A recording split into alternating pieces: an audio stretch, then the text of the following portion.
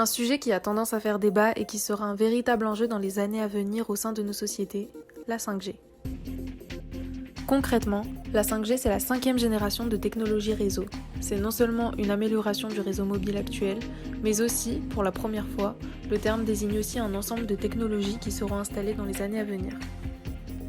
Plusieurs stations expérimentales ont d'abord été installées en 2019 en France, et dans l'année 2020, le cap des 500 stations a été franchi. Par la suite, les fréquences ont été attribuées aux opérateurs candidats, puis l'Agence nationale des fréquences a autorisé le démarrage de l'activité des sites petit à petit.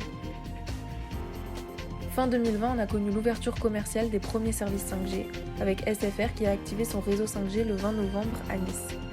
De plus, la nouvelle génération de téléphonie mobile, qui est donc compatible avec la 5G pour la plupart des produits, a été lancée. Donc les opérateurs ont d'autant plus accéléré le processus. Free est en tête dans la course à l'ouverture de sites 5G avec 5640 sites. Bouygues Telecom suit avec 1500 sites, puis SFR et enfin Orange.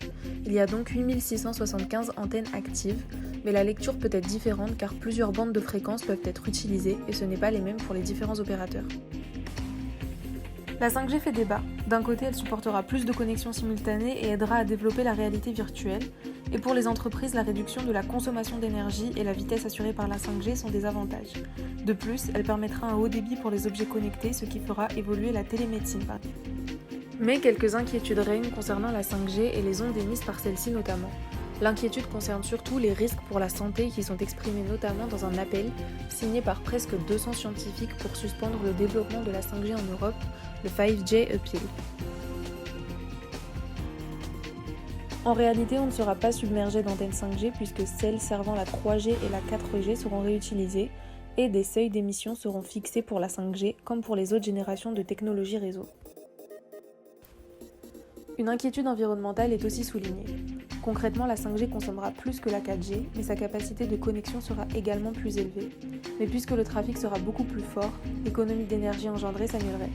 De plus, ce qui est certain, c'est que le renouvellement des smartphones pour qu'ils soient compatibles à la 5G impliquera un coût environnemental non négligeable.